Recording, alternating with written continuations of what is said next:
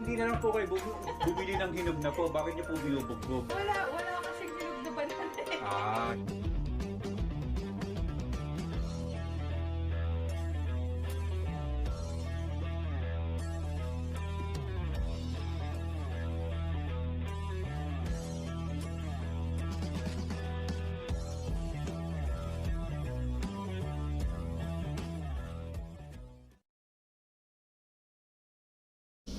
Blessed morning mga ka-Dudelz. Today, since pandemic ngayon, susubukan po natin gumawa ng banana muffins. At siyempre, sasamahan po tayo ng isang our very own chef coming from other country. Ito po yung ating very own si Tintin Cabangon.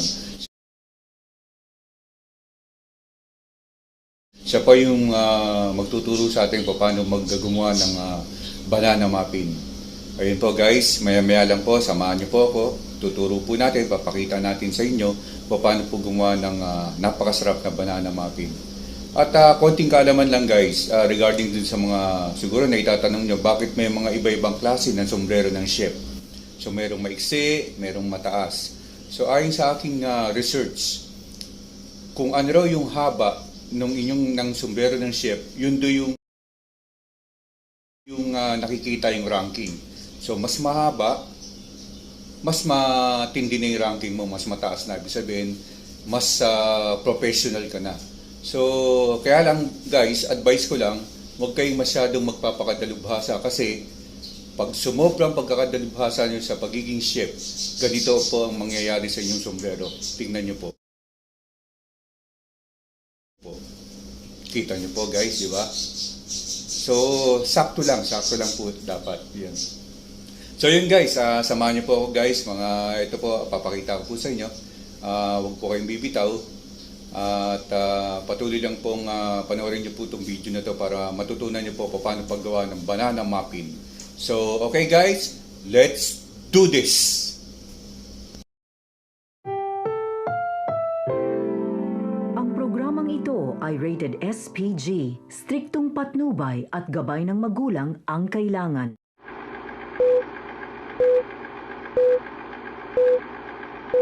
Magandang umaga mga kaluto.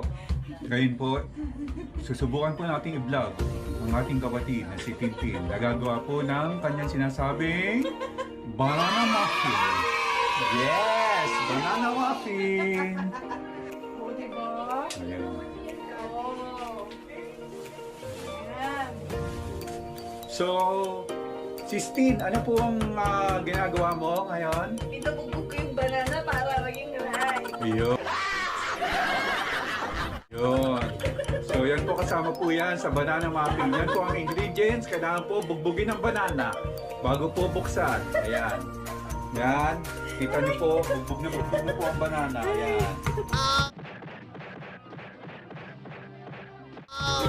Make sure na bugbog ang banana nyo para kunyari Yun. hinog na hinog.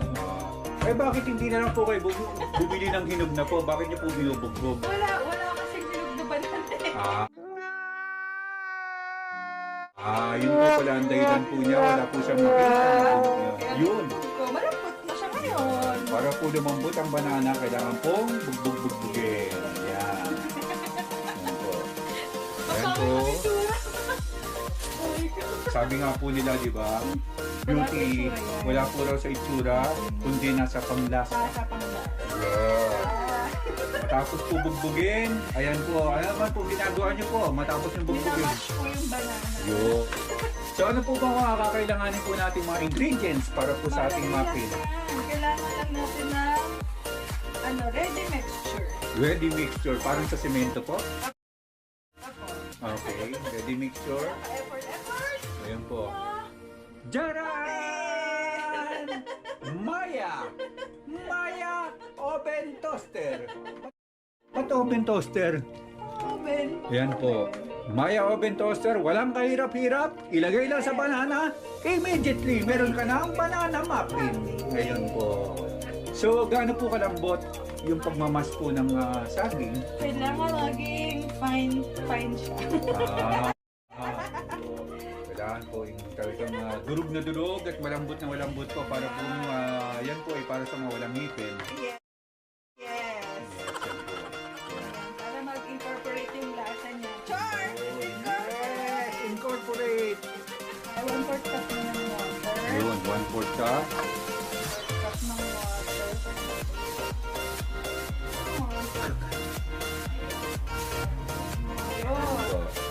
1/4 cup.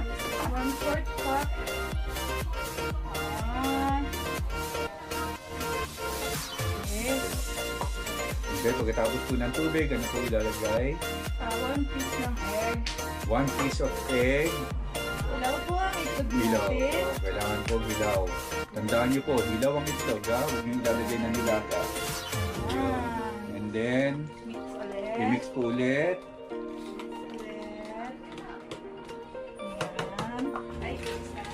So mga kaluto, abangan nyo po habang ginagawa po namin to. Subaybayan nyo po kami, samahan nyo po kami at mamaya po patitikimin po namin kayo ng masarap na banana muffin.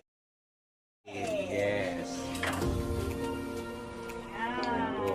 Gano'n po karami? Lahat po yan? Okay, so dalawang pirasong saging, katumbas ng isang Maliit na muffin. isang maya. Yan po. Isang mayang ganyan, isang kahon, 30 grams. 230 grams, then dalawang saging. Yung oil, yun po. Oh, yan po. Yan yung oil. Yan. Gano'n po karaming yung oil po? Tablespoon. Okay. Para lang talagang pwede. Okay. So sabit, 3 tablespoon po ng oil. Cooking oil lang po. Huwag po yung oil ng pangkotse. Yan. Tatlo. Yun po. Then, hahaluin nyo naman po. Yan. Halo. Ano po kasi ito yun? Yun po ang style. Kailangan nyo pong haluin muna para pag salang nyo po sa mixer, hindi po siya tatalsik. Dapat malaking bowl. Ating share. Yun, ganyan lang po yan. Mix lang po yan.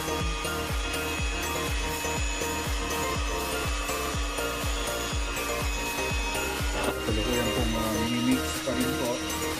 Malapit na po. And then mamaya po, pagkatapos po natin i-mix yan, i-oven po natin.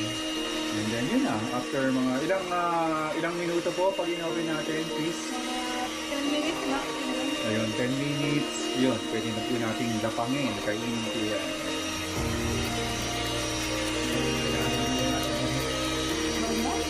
So paano mo malalaman na talagang mix na siya?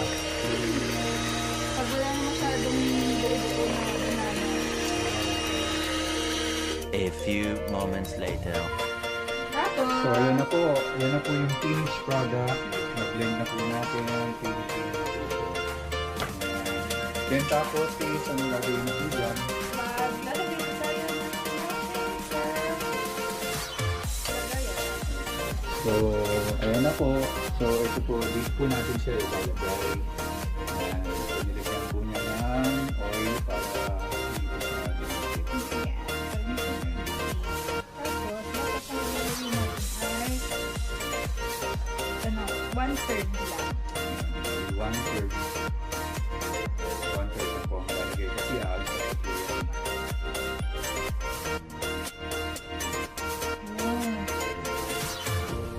Whoop. Yan po yung magiging.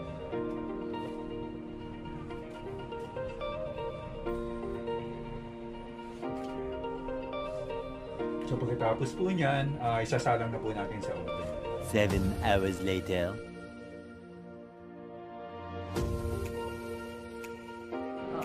Separate siya. Mayroon sa kanya parang tray. Oo.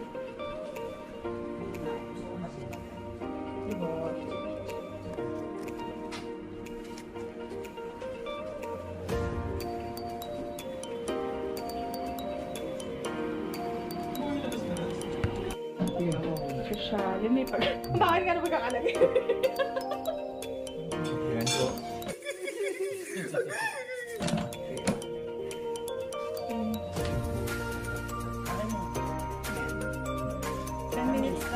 Ilang minutes bale? 10 minutes po.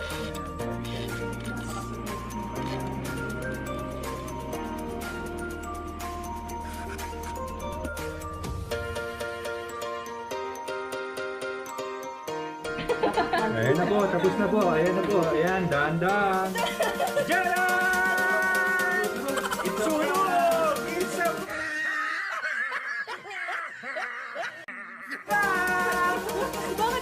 Hindi po siya marunong magluto.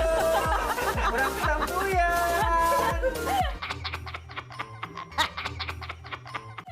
It's a prank. Ano tingnan kita? Ano tingnan?